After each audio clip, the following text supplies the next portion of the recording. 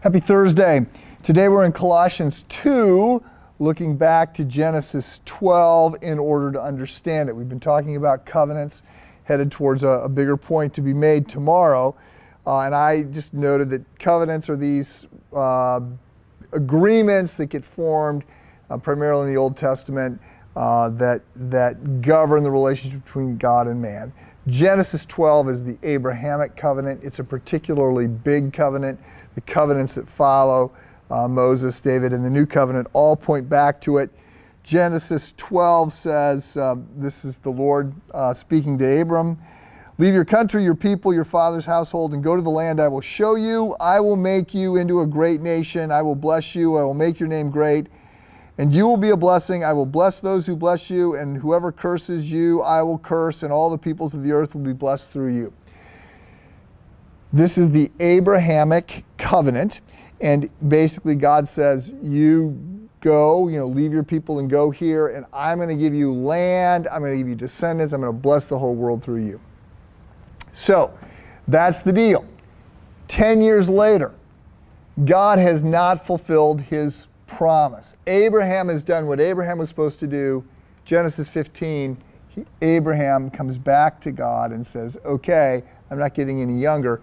I'm guessing that the way forward is that I should, I'm bringing you this son, Ishmael, who I had at Sarah's suggestion with her servant Hagar. And how this ever seemed to be a good idea, I'm not sure, but God says, no, that's not the way this is going to go. And so he says, I am going to carry this out through you and Sarah. I'm going to give you two descendants. And then he says, Abraham, get a number of animals and bring me a heifer, a goat, and a ram, each 3 years old, along with a dove and a pigeon. Abraham knows exactly what God is doing. This is the way covenants used to be notarized or signed. This is how you cut a covenant. You would take these animals, you would cut them in half, you would separate them, and then you would walk down the middle of all these dead animals. The implication was, I'm committing myself. If I go against my word, then may I be cut in half. I will be killed. So God has Abraham set up this bizarre, to our way of thinking, bizarre little event.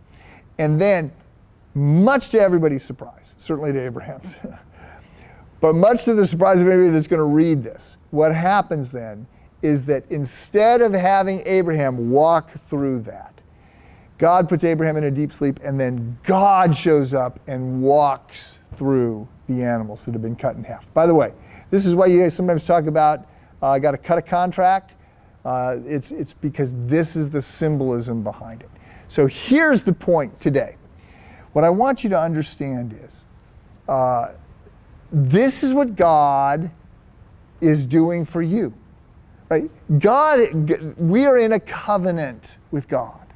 But it's not the way these relationships would be expected to work. It's not the way the relationships work with all the other people of the ancient Near East and their relationship with their gods, where they're just servants. They're there to care for the God, but they have no value and they're not loved. And here God is saying, I'm entering into a covenant with you, and I am promising against my own harm, I'm swearing to my own demise, that I am going to keep my word to you. God keeps his promises. God loves. God has manifested his love. He has displayed his love in this bizarre way of cutting a covenant. Tomorrow we will finish this up, going back to Colossians chapter 2 to tie this all together. Have a good day.